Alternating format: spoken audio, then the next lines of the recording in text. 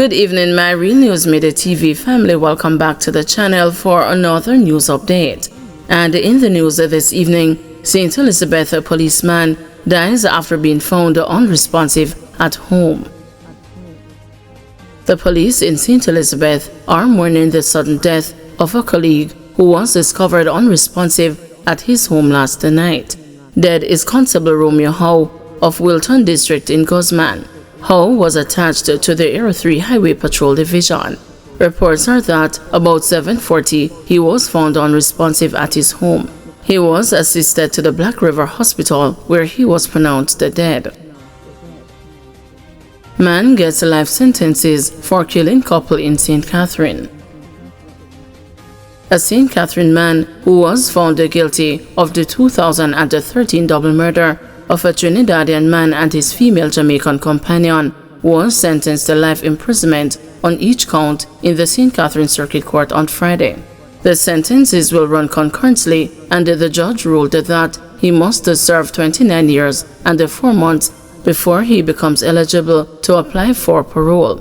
Andre Knight, 31, was found guilty in July 2023 of the October 2013 murder of 30-year-old Trinidadian Karen Fraser and 19-year-old Tanashi Bennett, whose bodies were found buried after they went missing. In handing down sentence, Justice Bertram Morrison told the accused that he has shown no remorse and that the issues of premeditation, violence, and the prevalence of the crime must be considered. He took time out to commend the police investigation in the matter. Had it not been for the keen observation of Detective Inspector Ruben Gunter, this crime would have gone unsolved, Justice Morrison said. Facts are that in October 2013, Fraser and Bennett were traveling in Spanish Town, St. Catherine when they were abducted. About a week after they were reported missing, Knight was observed driving a car fitting the description of the couple's vehicle. He was accosted by the police and the bloodstains observed inside the vehicle. An investigation was launched which resulted in his arrest and the subsequent charge with 2 counts of murder. Manchester man freed of drug charges. 49-year-old Manchester resident Anthony Murray was freed of drug charges in the St. Catherine Parish Court on Thursday. During his appearance in court, his attorney Richard Lynch successfully applied for a dismissal of the matter, telling the court that the prosecution would find it difficult to prove its case. Lynch told the court that the 3 police witnesses who handled the exhibits could not testify in the matter. Parish Judge Janita Smichael then ordered the matter dismissed. It is alleged that in April 2023, Murray was observed driving a Toyota Hiace motor truck along the P.J. Patterson Highway in St. Catherine. He was signaled to stop and obeyed.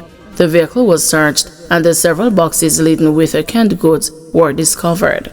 These cans were checked and allegedly found to contain 3 pounds of cocaine and 558 pounds of ganja with an estimated value of US $850,000. Murray was arrested and subsequently charged with conspiracy, possession of ganja, dealing in ganja, attempting to export ganja, and similar charges for the cocaine. He was also charged for allegedly attempting to bribe the police. He has made numerous court appearances and maintained his innocence throughout. Music producer on bail on a murder charge accused of illegal gun possession. The police have laid fresh gun-related charges against the St. Catherine music producer who was out on bail in relation to a murder charge. 28-year-old Shaquille Hudson of French Street in Spanish Town was charged with possession of a prohibited weapon and unauthorized possession of ammunition following the seizure of a Taurus 9mm pistol and 2 rounds of ammunition along Market Street, Montego Bay, St. James on Thursday. The Montego Bay police say about 2:30 p.m. a team of officers received information that a reported stolen motor vehicle was seen along Market Street. Checks were made and the vehicle was seen at a car wash in the area with Hudson standing close to it. He was accosted, searched, and the firearm was allegedly taken from his waistband. He was taken into custody where he was subsequently charged. Last year, February, Hudson was held at the Norman Manley International Airport in Kingston, allegedly trying to flee the country, and was later charged with murder, illegal possession of a firearm, and illegal possession of ammunition. The charges stemmed from the December 29, 2021 shooting death of 23-year-old Troy Beckford. The music producer allegedly boarded a flight 2 weeks later and left the island. He returned to Jamaica in February 2024 and was preparing to board an outgoing flight on February 6 when he was accosted by the police. He was offered bail in the sum of $800,000 in the Kingston and the St. Andrew Parish Court last year, April. Pickup driver pleads guilty following crash involving Minto. Dwight Parchment, the pickup driver whose vehicle collided with an unmarked service vehicle and left the head of the St. Elizabeth Police Superintendent Coleridge Minto hospitalized for 4 days, pleaded guilty to careless driving, resulting in a collision on Friday. He was fined $80,000 or 2 months in prison when he appeared before presiding judge Alwyn Smith at the Santa Cruz Courthouse. On March 13, between 4:30 p.m. and 5 p.m., Minto was traveling in an unmarked service vehicle, a Mitsubishi Pajero, on the Jacks Gate Main Road in Newmarket when a Nissan pickup crashed into the front of the SUV. Minto was first admitted to the Black River Hospital before being transferred to the University Hospital of the West Indies. He was released from the hospital 4 days later and returned to work on Monday, March 24. The judge reportedly told the Parchment that even though the road was wet, he had a responsibility to be careful. Former Mayor of Porto Maria, Walter Brady, has died. Former Mayor of Porto Maria, Walter Brady, died on Thursday at age 88. In announcing his death on Friday, Roberto Montague, chairman of the Jamaica Labour Party, of which Brady was a member, said, "We ask for your prayers and consideration during this difficult time for members of Mr. Brady's family." Brady was the councillor for the Hampstead Division and was chairman of the St. Mary Parish Council from 1981 to 1982.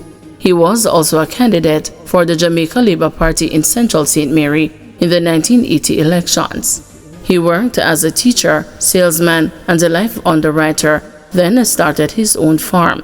Montague, who is a member of Parliament for St. Mary Western, said Brady was once one of St. Mary's leading banana and winter vegetable farmers.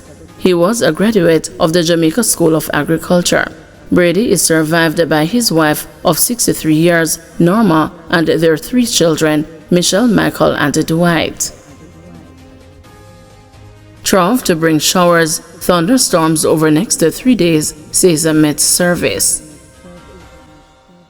The Meteorological Service of Jamaica is reporting that a trough entering the Western Caribbean is expected to affect the island over the weekend. The trough is expected to bring periods of showers and thunderstorms, which could be heavy at times, according to the Met Service. These will affect Jamaica and especially eastern and the central parishes beginning Friday afternoon and continuing into at least Sunday night, said the Met Service in a post on X, formerly Twitter, on Thursday. In its 24-hour forecast, the Met Service predicted mainly fair weather for Thursday night. However, Friday morning is expected to see isolated showers across eastern parishes becoming cloudy otherwise. The afternoon, evening, and the night should bring periods of showers and thunderstorms across most parishes, with thunderstorms likely along coastal areas nightly. The forecast for Saturday and Sunday indicates morning showers across eastern parishes becoming mostly cloudy elsewhere. Widespread afternoon and evening showers and thunderstorms are expected across most parishes, with nighttime thunderstorms likely along coastal areas. Additionally, windy conditions are expected on Sunday across western, north central, and the southeastern parishes. Thank you everyone for watching. See you tomorrow morning at 6 a.m. for another news update.